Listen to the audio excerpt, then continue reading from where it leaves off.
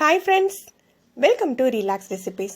இன்றைக்கி நம்ம ரொம்பவே சுவையான இறால் தொக்கு எப்படி பண்ணலாம் அப்படின்னு பார்க்கலாங்க. இது ரொம்பவே ஈஸியான ரெசிபியாக இருக்கும் உங்களுக்கு. இதுக்கு ஒரு 5 பல் பூண்டை நல்ல பொடி பொடியாக கட் பண்ணி எடுத்து வச்சுக்கோங்க. இந்த பூண்டு இறால் தொக்குக்கு நல்ல ஃப்ளேவர் கொடுக்குங்க. 2 பெரிய வெங்காயம், 3 தக்காளியை கட் பண்ணி எடுத்து வச்சுருக்கேன். இது எல்லாமே நான் 1/2 கிலோ அளவுக்கு இறாலுக்கு எடுத்து வச்சுருக்கேன்.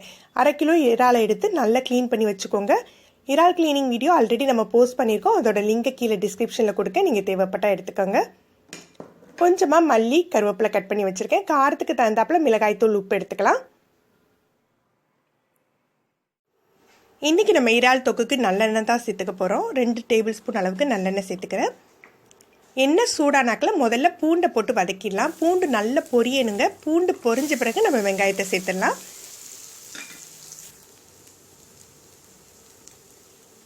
கொஞ்சமாக கருவேப்பிலை போட்டுட்டு வெங்காயம் சேர்த்து வதக்கிடலாம்.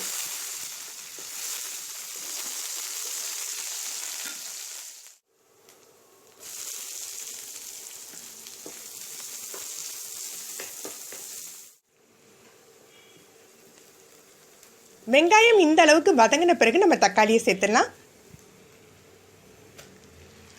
தக்காளியை சேர்த்துட்டு தக்காளியோடையே கொஞ்சமாக மல்லிக்கீரையும் தக்காளி வதங்குற அளவுக்கு ஒரு 1/2 டீஸ்பூன் அளவுக்கு உப்பு சேர்த்துடலாம்.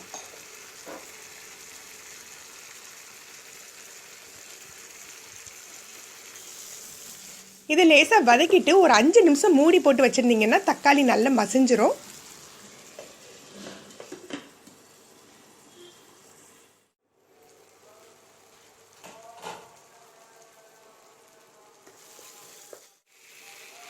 தக்காளி இந்த அளவு மசிஞ்ச பிறகு நம்ம மிளகாய்த்தூள், உப்பு சேர்த்துக்கலாம்.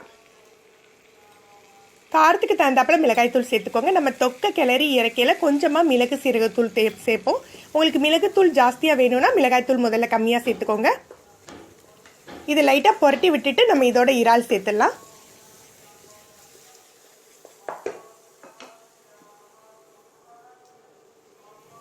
இதில் க்ளீன் பண்ணி வச்சுருக்க இறாலை சேர்த்து நல்லா கிளறி விட்டுருங்க. தண்ணி எதுவுமே சேர்க்க வேண்டியது இல்லைங்க. இறால் ரிலீஸ் பண்ணுற தண்ணியிலேயே இது குக் ஆகணும். இது லேசாக கிளறி விட்டு மிதமான தீயில 8 நிமிஷம் மூடி போட்டு வைங்க.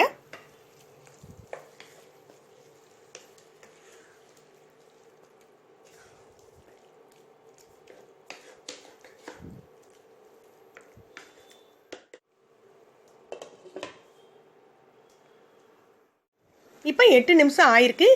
எவ்வளோ தண்ணி நிற்கிது பாருங்கள். இன்னும் ஒரு 2 நிமிஷம் குக் பண்ணணும். தண்ணி கொஞ்சம் வத்தினாக்கில் நம்ம மிளகு ஜீரகத்தூள் சேர்த்துடலாம். 1 டீஸ்பூன் மிளகும் 1 டீஸ்பூன் ஜீரகமும் நான் மிக்சியில் அரைச்சி சேர்த்துக்க போகிறேன். காரத்துக்கு தகுந்தாப்பில் நீங்கள் மிளகுத்தூள் கூட்டிக்கோங்க. இதோட கொஞ்சமாக கருவேப்பிலை சேர்த்துக்கலாம்.